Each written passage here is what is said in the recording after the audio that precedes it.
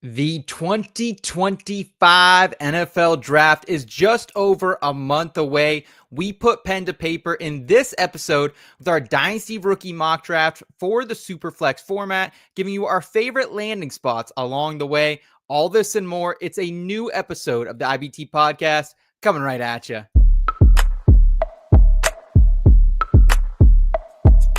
I've been going dummy, out of bounds, putting on a clinic. Stick around, carrots in my hardware. KC, caught him in the crosshair. Look at me, been the guy calling Mr. MVP. Keep your ass on the bench by my MPC. Earn my stripes like I fix this league. Your dog's on the turf, my dog's in the street. You can find me somewhere in between. Never a dull moment like a movie scene. About to do the ops like I did this beat. Let them keep talking RG3. Coming to you live. This is the In Between Fantasy Football Podcast. All right. It is Tuesday, March 18th, 2025, and this is the In Between Fantasy Football Podcast, your place for both a refreshing and feel-good take on fantasy football and NFL gambling. Spring is in the air, as is rookie fever. So we've got just the cure on tonight's program, a 2025 Dynasty Rookie Mock Draft with landing spots. I'm your host, Seth Wilcock, coming off a sensational St. Patrick's Day weekend. And I'm not alone tonight. I'm joined by a man who's enjoying the Texas Sundown at the field tonight. A big business, a light ranching son of a bitch, Eric Romoff. How's it going, Tex? We're now just rolling in the back half of March here, just about 6 weeks or so away from the NFL draft. Yeah, back half of March. That means it is baseball season around these parts. Out there coaching my little one in Little League. Fresh off of spring break, fresh off of Disney. So your boy is running on fumes, but we're here to talk about some rookies and where they're going to land this year. You got that sun too, brother. You got that sun looking good. Looking good. Also hanging out with us tonight is a man who I'm curious to hear his thoughts on the new Happy Gilmore trailer that dropped today. He's our entertainment and NFL betting pundit here at IBT. Boston's boy, Steve Lawson. What's going on, Steve? Not too much. Fresh off of a flight, landed this morning, and then had to work. So I'm also feeling I'm feeling it, but I'm feeling energized by the new Happy Gilmore trailer. You give me Adam Sandler and Christopher McDonald back for round two. Yeah, I love Happy Gilmore. I will be the first one to say I'm not a huge fan of Adam Sandler's early work, but Happy Gilmore is a comfort movie, unlike pretty much any other. And they brought the whole gang back, so that's just like, I mean, what more do you want? Yeah, I saw you tweeted that from the IBT account today. I was like, "Oh, giddy up! Here we go!" And yeah, I'm ready. They did a great job on that trailer too. So, Eric, did you get a chance to check out that Happy Gilmore trailer in the midst of everything? Yeah, I'd seen it before, and I'm completely here for it. Right, like it's got some lofty expectations to live up to. Right, the bar is very high, but basically anything nostalgia is gonna at least get me out to the theaters minimum. Yeah, at least going to get a 6 for me. Pretty much everything, at least going to get a 6 for me. Also, we're joined by the man who operates this show behind the scenes, Yinzer, Ginger, former IUP Crimson Hawk, producer Kyle Scott. Jim, how was St. Patty's out there in the Berg, man? A lot of Irish lad and ladettes down there by the river. Yeah, a lot of lads and lasses is the term, I believe. Ladettes. Yeah. There was quite a bit of Irish celebration down here in the Steel City. A lot of green everywhere. You might have seen a video going around of some Pitt students collapsing an awning, a deck on. Saw it. To other students. I believe there were 30 people in the hospital. No! But so I would say it's been a pretty good St. Patty's Day out here. The bridges had green lights on them. It was great. Nice. Glad to hear that. And yeah, you always got to, this time of year, especially out in Western PA, you got to make sure you have your hatches down and you got those support beams in the right places. Because I've heard of that happen at a couple fraternity houses at our old alma mater, Kyle. So definitely keep your head on a swivel this time of year, especially down there on the south side. Also, wanted to shout out the IBT family who's riding with us. As always, please like this video if you enjoy this type of content. Also, subscribe to the channel if you're new. And if you haven't already, check out inbetweenmedia.com. We got a lot of great written content over there for you. And while you're there, get a ticket to Draft Night Out. That's our live fantasy football draft at the Fantasy Football Expo in Canton, Ohio this August. If you want to come draft with us, 200 of our closest fantasy football friends, this is the event for you. We'll have a shot wheel spinning, giveaways going off, everything in between. Link to that is in the episode description. Check it out. Let us know if it's your vibe. If you want to come hang out with us, it's always a fun time. So we gladly appreciate anyone who's already purchased tickets. They're rolling off the shelves, and we'll definitely have some type of giveaway here for the first 100 ticket buyers as always. But gentlemen, let's go ahead. We got a busy show here, breaking down the rookies in our first mock draft. Can't wait to school all you punks in Rave rookie reviews.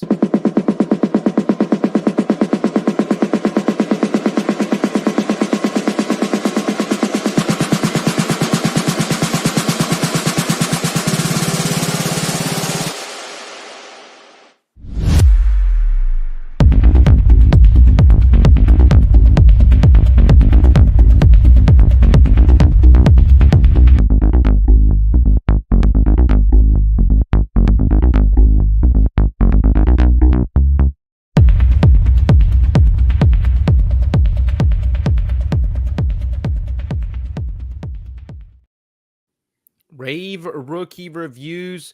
With just a couple weeks out of the NFL draft, we're now going to get into it with a Dynasty rookie mock draft for the Superflex format. I gave you my rankings back in December. We gave you our biggest winners and losers of the college football playoffs, of the NFL Combine, of the Senior Bowl. We've been following this process, and now we're going to get down to the gritty. Steve, starting with you, you got the 101 pick here. We'll go Steve, myself, Eric in that order. Then we'll do a little serpentine action as well. So, Steve, you're not going to have a pick here for a while, but you got the 101. Is it an easy decision for you? It is an easy decision this year. Unlike most Superflex drafts, you're going away from the quarterback position. You're taking Ashton Jeanty. This is a no-brainer. Don't get cute. Don't try to be clever. Low-hanging fruit, right? Like that's where we're at. This is the best player in the draft. This is the best running back in the draft, and this is who you want to take at the 101. Don't Clyde Edwards-Helaire yourself. So no matter where he lands, I am taking him at the 101. However, we want to talk about landing spots where we think he's going to go. I think he's going to go to an ideal situation at the number 10 spot in the NFL draft. Ashton Jeanty, you are a Chicago Bear. Yeah, I've seen that thrown out there a lot, and my goodness, would that be an exciting offense? Improved offensive line up front, Kaleb Williams, Roma Dunze, DJ Moore, Cole Kmet, and the boys under Ben Johnson. That would be fun. That would be scary. That's probably one of the best situations for landing spots, because I don't think anyone would be afraid of somebody like DeAndre Swift potentially, really competing long-term for touches. I think he might go to, which I think would be a bummer for fantasy purposes, but I have him mocked to in my mock draft 2.0 to the Saints, Eric. Just that Boise State, maybe that's low-hanging fruit, picking the Boise State connection there with Kellen Moore, but a guy who definitely values the running back position. Alvin Kamara getting another year older. I know they just re-signed him, but at the same time, I think someone like Ashton Jeanty could be someone that Kellen Moore wants to build around. Yeah, I could totally see it, right? And I'm not one to ever really suggest a running back going inside of the top 10 in the NFL draft. So I will push back on all of these concepts, but more and more it looks like consensus has him falling somewhere between 6 and 10. And with the Saints point, you mentioned the Boise State connection with Kellen Moore. Also, Alvin Kamara did get that restructured contract, but a lot of that pulled the money into last year, right? So they've actually got a bit more flexibility around his contract in particular. So I wouldn't be surprised at all if they fall in love and pull the trigger, right? It only takes one team to get a guy off the board early. It takes two to really steam him up and to go a little too early. Would you prefer Chicago from a fantasy perspective, like year one, probably, though? Is that probably your favorite landing spot, like Steve? I would say either Chicago or the Raiders. Raiders would be pretty interesting, right? The thing with the Saints that gives me concern is I don't think that they're going to be competitive enough to really use a running back or lean on a running game the way that we would like to see with Ashton Jeanty. But with if we're talking any team in the top 10, top 12, he's going to get the requisite workload to be an absolute stud in fantasy. Okay. All right. Well, I'll go ahead and I'll move to the 102. It's Cam Ward for me coming out of Miami. And the more I've sat with this tape, the more I think that Cam Ward is the second coming of prime Joe Flacco. I think this guy is a gunner.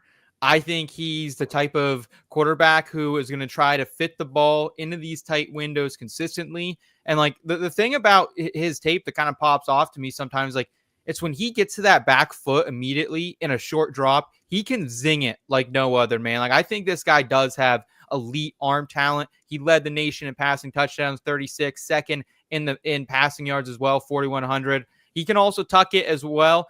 He had 17 rushing touchdowns at both Miami and Washington State.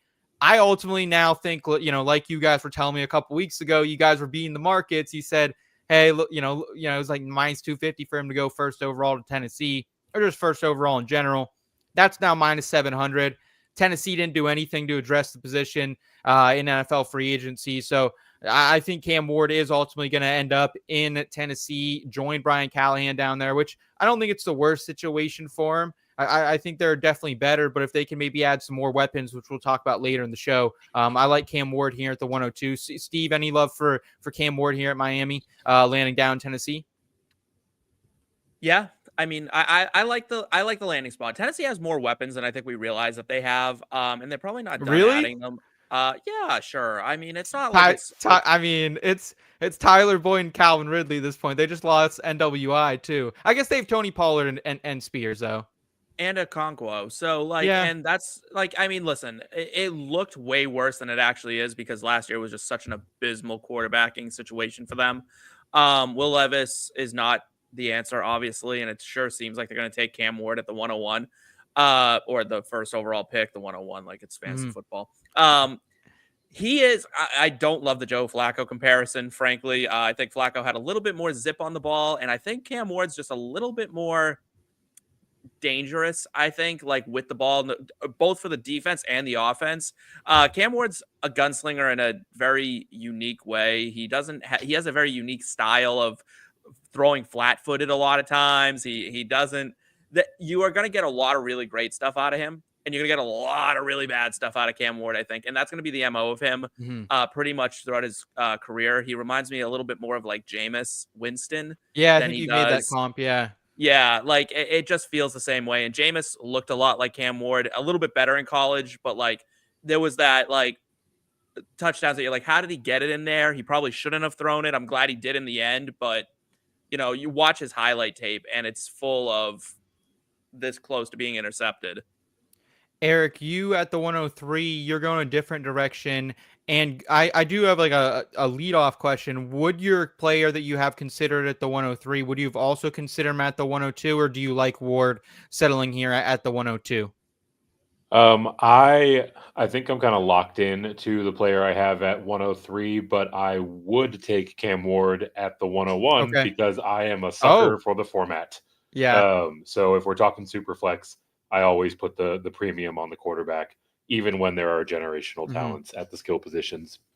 Just a life choice, I guess, is the best way to put it. But we're really splitting hairs here, right? I think there are 3 clear tier 1 options at their respective positions this year. The third of which being Ted McMillan, my choice here at the 103.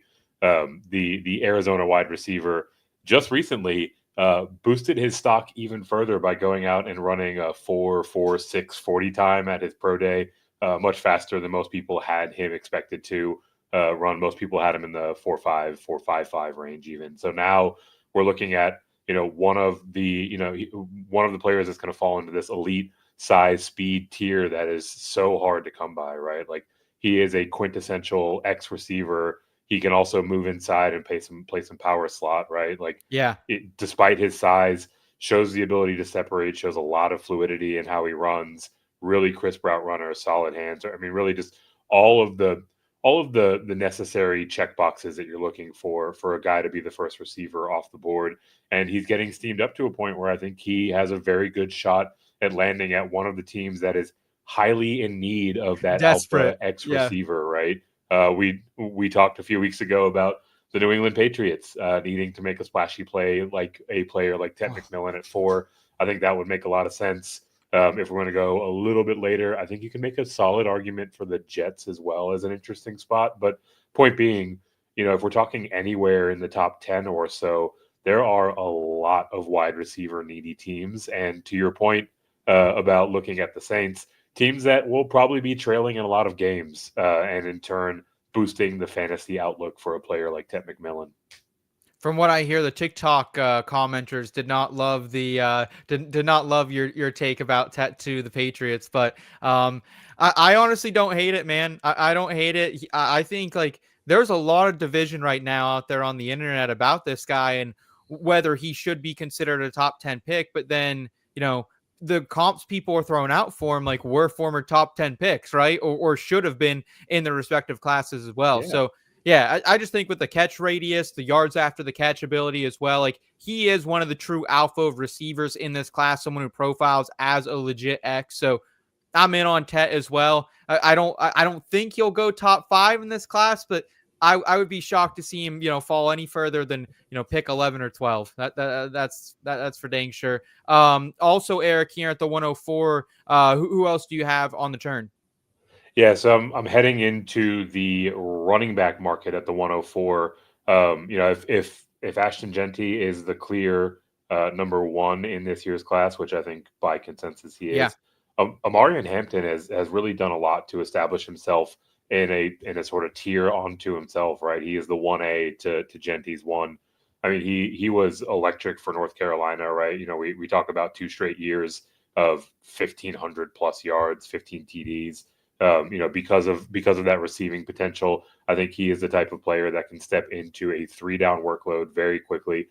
Not the most polished pass protector, but he's not a liability back there, that's something that I'm always looking for, right?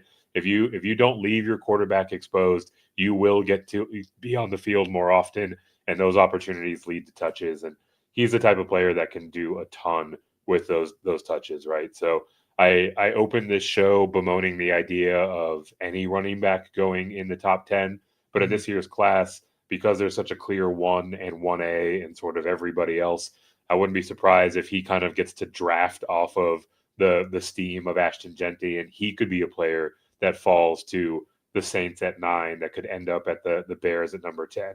Or even, if we want to talk about the Cowboys. You think he could go that high? I think he really could. There are a lot of running back needy teams that are sitting around there that are at least rumored to be interested and in on a player like Jeanty, and he is the perfect consolation prize for the one that doesn't get to call his name or the one that's not willing to move up. So really the dynamic between these two is going to be fascinating to watch come April, because we're going to see Omarion Hampton likely go off the board fairly quickly after Ashton Jeanty, although I have both of them projected outside of the top 10. Is it the workhorse role? Is that really what he can do it both on the ground? He can do it both through the air as well. Is it that, and just like the overall steam he's catching is why you have him coming off the board here at 104 for fantasy? Precisely. Yeah. Okay. I think he's steaming up to the point where he's going to get the draft capital that we know is a direct correlation to production at Right. the running back position for rookies. He has that 3-down role. I think he's going to be on the field a ton. And like I said, he's that consolation prize, right? A team that has a gaping hole at running back. If they miss out on Ashton Jeanty, Omarion Hampton's going to be sitting right there for them to hop on. And I think that's very likely how it plays out this April. Wow. What do you think, Steve? A little, kind of reminds me of the Jahmyr Gibbs situation a couple of years ago, right? Yeah. Bijan Robinson goes to the Falcons. Lions get the guy they wanted all along and traded back to get. Yeah, I think Omarion Hampton I think he's good. I don't think he's Jahmyr Gibbs good. I think he's fine. I think Omarion Hampton, in my personal opinion, my little scouting that I've done of him, is a bit closer to the pack. I have him than it seems you two do. No, I'm also like I'm theorizing here. I'm not as high, I don't think, as Eric for sure. Like I think I think he's fine. I think he's good. But the problem is this class is just incredibly good. So I don't think teams will scramble quite as much to go after a number 2, but I like Omarion Hampton. If someone else were to explode, it probably will be him.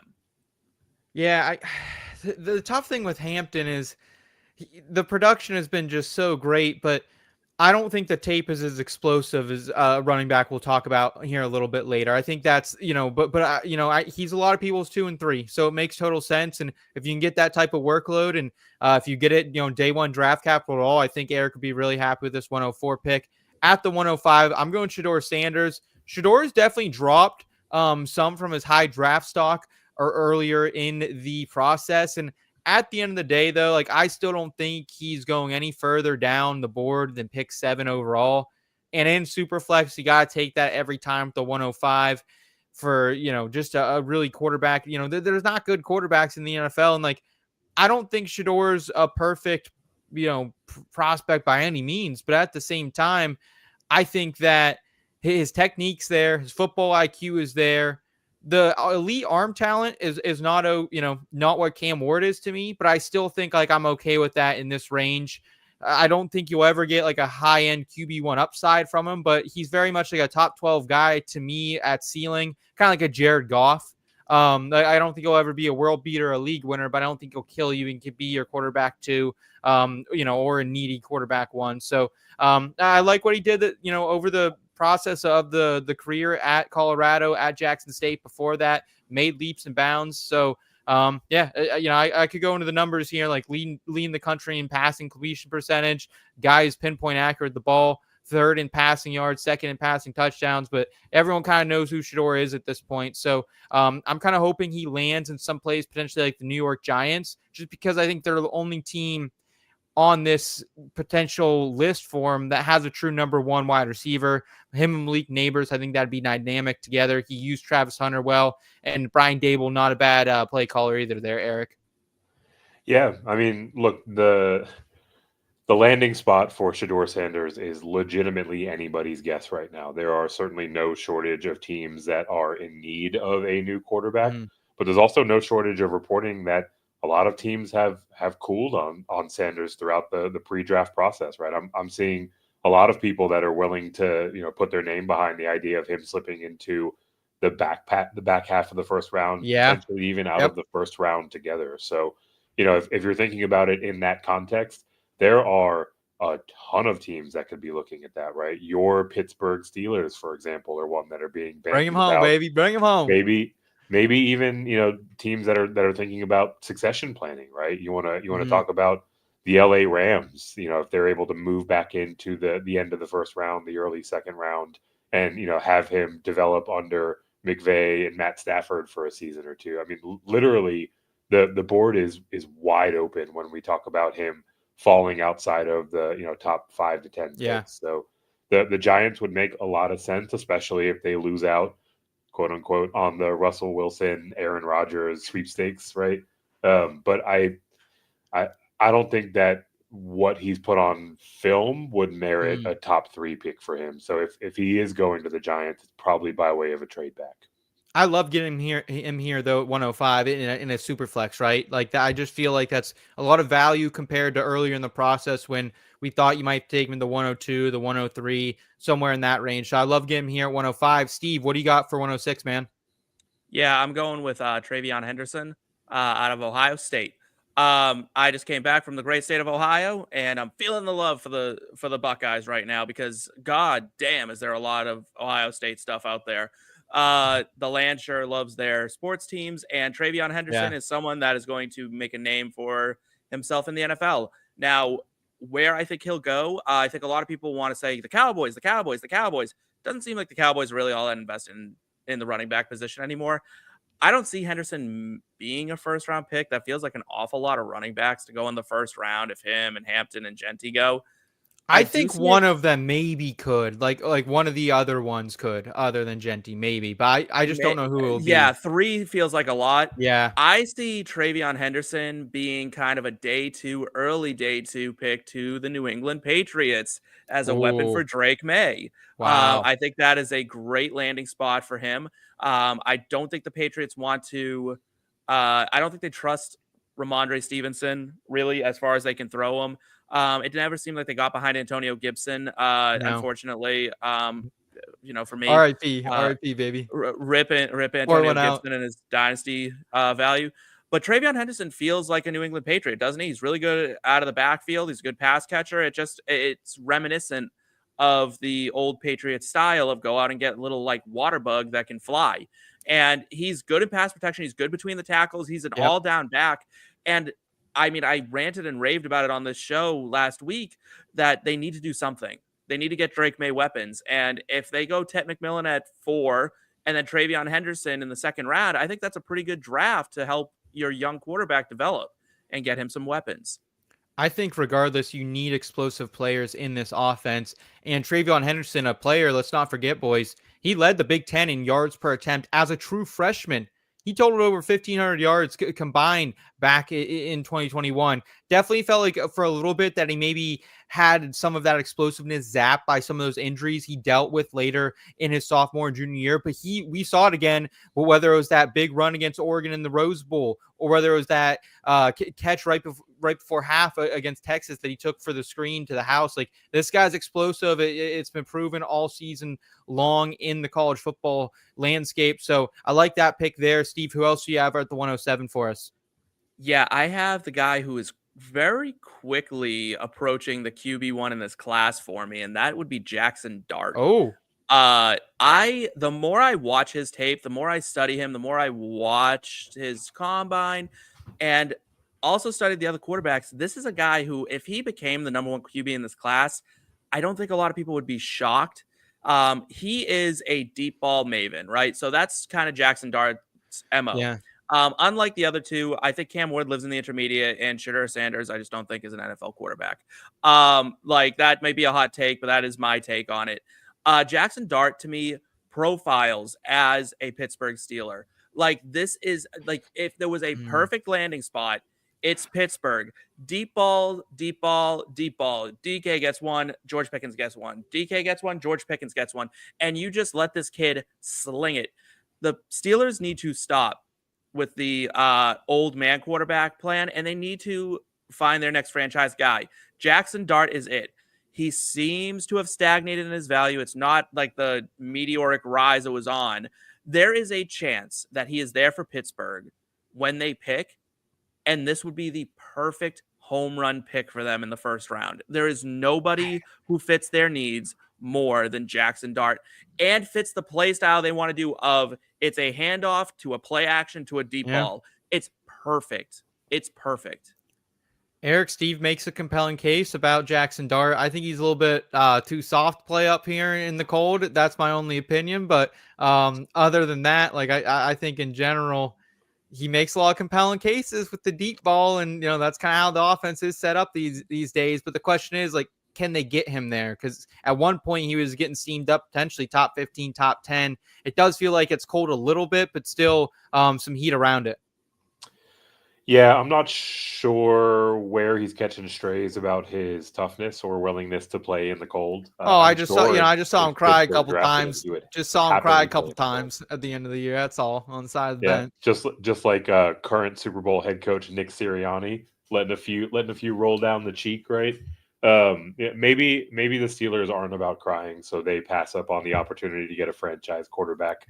Look, I think with Dart and with Shedeur Sanders, we're looking at two guys that are probably going to be pretty close to each other in kind of the middle to back part of the first round, and in turn, the Steelers are certainly a team that could be looking to call that number. And he kind of comps like Kenny Pickett, who's got a bigger arm, right? Mm-hmm. So there's definitely a lot of ties to Pittsburgh in terms of his style of play, in terms of how he would fit into the offense. So I don't mind the call at all.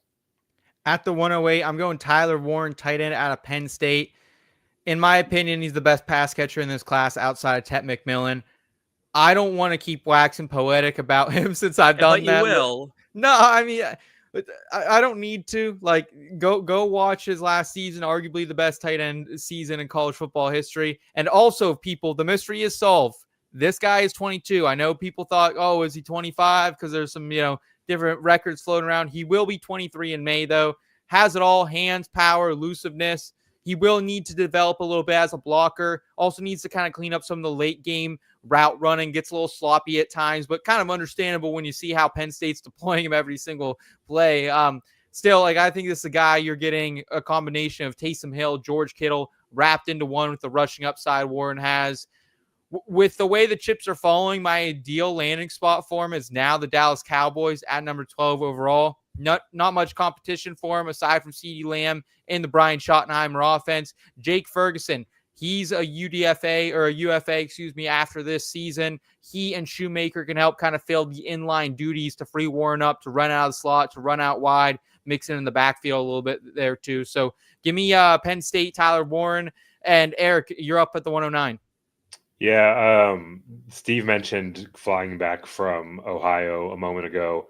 We will stick in the Buckeye State with a Buckeye at the 109, Emeka Egbuka. Just another in the now proud lineage of top tier prospects coming out of the Ohio State at the wide receiver position, and he has a lot of the traits and attributes that we've seen of this recent crop, right? Just absolute technician when it comes to route running and acumen, his awareness on the field, absolutely putting a ton of stress on the defense at all three levels. But he's doing this with pretty solid long speed. Like, he can pull away from guys once he has the ball in his hands. So, I think he brings a lot of versatility to the NFL level, and in turn is going to draw a lot of interest from several wide receiver needy teams. And he's exactly the type of player that I'm looking to acquire as we get into the back half of these types of rookie drafts.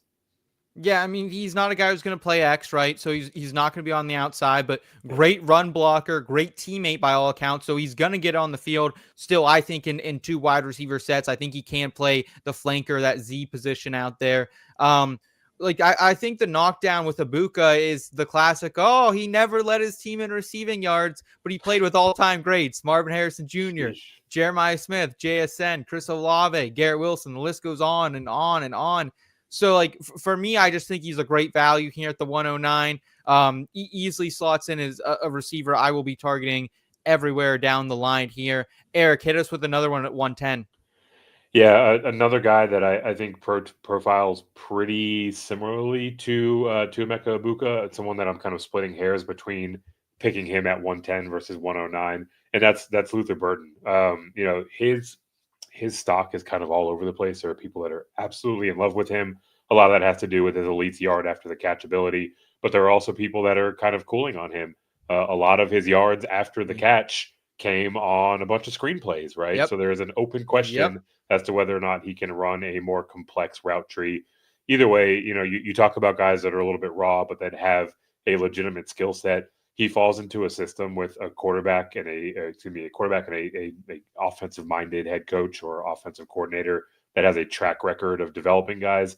And I could totally see him actually jumping ahead of a guy like Emeka Egbuka. So these two are really close together, but that route tree is just enough to have me put him behind Egbuka here at 110. I'm out on Luther Burden. I think I've made that clear a couple of times. Yeah, I mean, at this price tag, absolutely. Yeah, dude. Like, I think Luther Burden is the next Darius Slayton. Like, I think he's going to be just a solid player in the NFL. The Giants wide receiver too, incoming. Hey, that's all D Slayton, baby. But I just think he's going to be a really solid wide receiver in the NFL, but I think he's going to disappoint a lot of people because of what you exactly said, man. Like, I think he's a guy who doesn't get a lot of separation on his routes and is someone who has to rely on manufactured touches in a variety of ways to get him. Like, dude, he's outproduced by Theo Weiss this year, man. Like, Theo Weiss really isn't an NFL prospect in my mind. And, like, I get the whole Mizzou disappointing as a whole, Brady Cook and out of the lineup, but I just can't, like, I think a lot of that 2023 production that was cut nearly in half this last year was really, really, kind of showing of, hey, like this might have been a little bit manufactured. So at 6 foot flat, 206 pounds, like I'm good. I'm out on Burden. Steve, are you in? Yeah, I like Luther Burden. I think the talent is there. I think it was just a mess of a year for Missouri. Okay. Let's go ahead. Let's keep it moving. At the 111, I'm going to go Matthew Golden. He's my wide receiver too, and to get him at this price tag feels really good. And I started rising on him really in the college football playoff. I talked about him as one of my biggest winners of the CFP. And now I can't stop moving him up, boys. Like, I'm trying not to double count the fact that he did go out there, run that fastest 40, 4.29 in the class. We hit that 42-1 gainer on him. I'm trying not to count that because, like, we already kind of saw that in his game, especially on those crossing routes. Like, he's nasty when he gets the ball in his hands on those. Kind of reminds me a lot of, like, these alpha wide receivers who are a bit smaller. You know, they're not your traditional prototypical X like a Stephon Diggs. The pill you kind of have to swallow here with taking Matthew Golden at the end of the first round of your rookie drafts is he didn't have a huge production profile. It's not elite. I can kind of swallow that, though, with the fact that he played at the ground and pound Houston. And Eric, I'm sure you know, being a Texas boy down there, that team just likes to win by grounding and pounding and running the ball and playing good defense. And then he goes to Texas, kind of gets Quinn Ewers at quarterback. So I don't know that he'll get there, but I would love for him to slot in at Buffalo, you know, play that flanker role across from Keon Coleman, who's going to be in the X, Khalil Shakir in the slot. I think maybe Arizona at 16 would be kind of nice as well to have him play flanker a little bit. Eric, any thoughts on those landing spots for him? Yeah, I think both of those would be interesting. I think you can also make a case for a team like Seattle, or if you wanted to stick with the Texas theme, the Houston Texans are rumored to be interested in the wide receiver market at pick 25. To your point, you know, not the outside X profile that they have clearly addressed with Nico Collins, but someone that can totally gash an opposing secondary as they are shading their attention to number 12. So there are a lot of really interesting landing spots for a guy who profiles like Golden. Agreed. Steve, what do you have at the 112? Yeah, at the 112, I'm going right back to the Ole Miss and I'm going with Tre Harris. He is one of the more interesting prospects in this draft for me because he's not getting gassed up the way I think he should be. He's very reminiscent of a DK Metcalf to me in his play style. The only thing he didn't do is show up looking like a action figure to the combine. So, I mean, obviously that hurt his draft stock a little bit, but this is a guy who really profiles as a field stretcher, a physical presence, someone who could really impact an offense in a positive way. And I'm looking at a team that's really in need of like a true number one receiver. And I think the Green Bay Packers make a lot of sense for Tre Harris. You know, Christian Watson was supposed to be that guy, and it's not happening because of injuries. It's not really a talent issue with Christian Watson as much as it is just being on the field. Tre Harris is a big physical guy that allows him to block well. It's going to open up the run lanes, and then he can take the top off the defense. And we know Jordan Love loves to flex that arm and let it fly. I think that's a great landing spot for him to develop with a bunch of receivers around him that he doesn't have to be that guy right off the bat. And it will let him turn into the receiver I think he could be. He could end up being the wide receiver 2 of this class, I think, pretty easily. Yeah, I've seen it. I've seen it multiple places. Some people are very, very high on Tre Harris, so I don't hate that take at all. And it feels like Green Bay could just use someone who can do almost exactly what Tre Harris can provide and kind of running those deep slants. Like this is kind of, or those deep ends, excuse me, kind of one of those guys who that's really his calling card over the middle. And it feels like they don't have someone to do that currently. So I like that call quite a bit, Steve. At the 201, you have who? I have Quinshon Judkins going right back to those Ohio State Buckeyes. This offense was unbelievable this year, and Quinshon Judkins was a big part of that. This is a fantasy show, so I'm going to, and I promised I would mock people to different places. This might be spicy. This might not make people happy. I see Quinshon Judkins as a Miami Dolphin. I think that the Dolphins need a little thunder to Devon Achane's lightning. And I would love to see him land in a Mike McDaniel system where he doesn't have to be anything other than what he is right off the bat.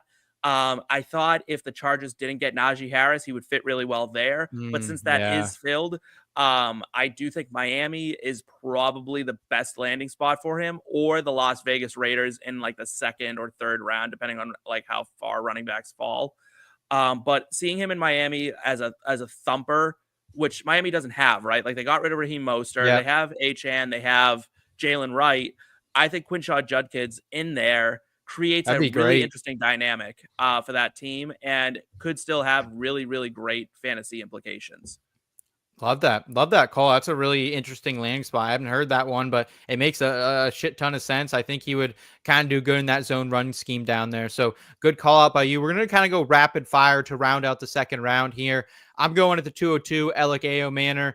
This is my wide receiver because aside from Tet, I think he's the only guy who, or one of the only guys who profiles as a clear, true X wide receiver. Playing in one of the worst offenses in the country. The 21-year-old posted back-to-back seasons of 62-plus receptions, 6 touchdowns. His claim to fame includes that 2023 matchup against Travis Hunter. Goes for 13 receptions, nearly 300 yards, 3 touchdowns, and an overtime win for the Cardinal. Goes out, tests like a maniac at the combine, 9.67 relative athletic score as well after running a 4.44 second 40-yard dash. He's 6'2", 206 pounds. I thought he was supposed to be 6'3", so that was kind of a bummer. But the age is great. Like Steve, I also want him to land in Green Bay. I think he plays the X perfectly for that team and takes over as Jordan Love's true alpha wide receiver. Also be smashing the under on his betting line once that's released as well. Eric, to you at the 203. Yeah, 203, heading back to the running back market, looking at Kaleb Johnson, the one-cut specialist from Iowa.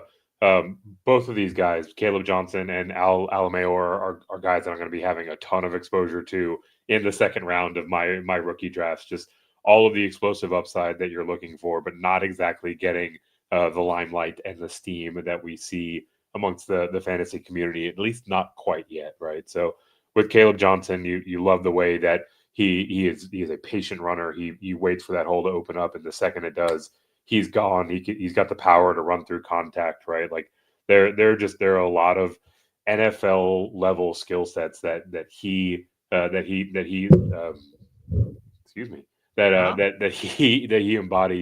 that I think that we're going to see a lot of teams look at reaching into, day 2, day 3, and be very happy with the type of player that they're getting. So I wouldn't be surprised at all if we see him land in a place like Chicago. We talked about them going a little bit earlier to the running back market. I think they could also do very well with a player like Johnson in day 2 or day 3 even. Yeah, I think Kaleb Johnson falling here, the 203, he's going to be one of the best values in drafts because I like Kaleb Johnson a lot. I really do. I was really fighting between him and some of these other guys. I would take him above Judkins. I'm there with Kaleb Johnson. Do you have him above Judkins, Eric, or right behind him? They're clustered very close together. I've got him above Judkins because I think he's got a little bit more versatility to his game. But I could see them both playing a pretty similar role at the NFL level, which is really all that matters for fantasy. At the 204, you're keeping a Big Ten, baby. You're going with a little Michigan Wolverine. What do you got, man? Yeah, Colston Loveland, a player who was once the consensus tight end one off the board, now interchangeable with your guy there from Penn State. But point being, a player that I think we're going to see get a lot of draft capital, a player that I think is versatile enough, both as a blocker and a route runner, to earn some significant playing time pretty early on in his rookie career. Yeah. And that's really what you're looking for at this part of the draft, right? With the tight end position, with the quarterback position, for example, when you get into the middle part of your second round in your rookie draft, you're really looking for guys that have clear line of sight to being on the field. And I think Colston Loveland has that in spades. Yeah, I'm 100% there. Like, as much as I love Tyler Warren, I also like Colston Loveland a lot. Like, if I'm in a dynasty league and I have a guy like Mark Andrews or George Kittle even, I'm willing to ship him for this pick and go get Colston Loveland. Like he's the real deal, man. He can do it all, kind of more that traditional tight ends as you alluded to. So I'm right there with you. Disappointing, year, but when you have Davis Warren, you have guys like Alex Orji throwing the ball, it's not always going to go your way. So Colston Loveland, I think he'll still be a first round pick. Any favorite landing spot for you? I could see him landing in a spot like the Saints as a place that would be pretty interesting. I mean, there are several playoff teams that need to address the tight end position as well. So I could see him going a little bit further. I still like the Chargers. The first round. I still like the Chargers would make sense. The Rams would make sense. They just don't throw to the tight end a lot, so I don't know if they would invest the necessary draft capital. But there are several potent offenses that were either in the playoffs or right on the fringe of the playoffs that are going to be in need of a tight end. At the 205, I'm going Jayden Higgins. He's my wide receiver 6'4", 214 pounds. And this guy can also fly down the field. At Indy, he ran a 4.47 second 40-yard dash, finishing with a 9.8 relative athletic score. That's third among wide receivers, so he's big. He's also a freak athlete. Working with quarterback Rocco Becht, Higgins finished fourth in the Big 12 last season in receiving yards and back-to-back seasons as well. He's totaled nearly over 2,200 yards in that span. It was also just a sensational pre-draft process for Higgins. Huge winner of the Senior Bowl. All the scouts, all the media was hyping him up. Caught a touchdown in the game on that halfback pass from Ollie Gordon. Tracking as a top 50 pick, and I would love to see him go play the power slot somewhere. Maybe like Tennessee, where they don't have someone to do that. I think Tennessee, I mean, boys, if he and Cam Ward could connect down there, I'd be all over it. So go ahead, give me some Jayden Higgins at the 205. Steve, hit me with the 206 and the 207. Yeah, at the 206, you got to be patient here, but it is super flex, and Jalen Milroe profiles as a runner at the NFL level. He is fast. Yeah. He's not ready as a passer yet, but there are some teams that he may wind up being their guy just by like default. Jalen Milroe profiles as one of those guys who's he's going to sit for a year or two. So look at a team like the Raiders or a team like the Rams, right? Like you don't know where he could go, but look for a team with an aging quarterback to want to go get him, or even Seattle might want to make a play at Milroe. I think this is a pick where you want to be patient. This is where the league kind of splits a bit. At the 207, I did go wide receiver again, and I went with Isaiah Bond. Frankly, I think I got a steal. He fell very far. He's coming off an ankle injury. He is faster than he tested. He's better than he looked.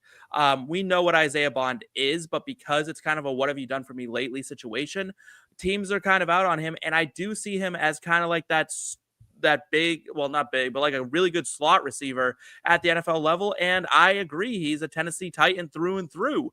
That's what I would love to see him do and create in that system. I would love to see him there, or I would love to see a team that has a little bit of an embarrassment of riches get this guy when other teams have let him fall. So a team like potentially the Minnesota Vikings, who want to put weapons around their young rookie quarterback, or again, my New England Patriots, who need to put weapons around their young quarterback. So Isaiah Bond, I think at this point is too high of a value to pass up at the 207. Yeah, honestly, I've been low on Bond for quite some time. I think you guys know that, but I actually had to look myself in the mirror, go back and watch some of his Alabama tape, because actually that was more impressive than his Texas tape when you really look back at like what Ryan Grubb did to get this guy in space, get his yards after the catch ability going. So if he can get somewhere in the NFL, like if he were to go to San Francisco somewhere late day 2, early day 3, I would love that. I think that would be a great fit for him. I know the Chiefs have a guy like who kind of plays this role, but I think he could play, kind of a similar Rashee Rice / how Xavier Worthy was playing down the stretch. So I like that call. Even though I'm not the highest on Bond, I'm actually a little higher on Jalen Noel coming out of Iowa State. Like these Iowa State guys, they're sneaky, man. Noel totaled over 2,000 receiving yards, 15 touchdowns for the Cyclones over the past 2 years. Finished top 6 in the Big 12 for receptions 3 straight seasons. Also, I think he'll get a little bit of a boost when it comes to draft, because he was also named the Big 12 Special Teams Player of the Year in 2024, averaged just around 15.3 yards per punt return, had some big gainers the year before in kick return as well.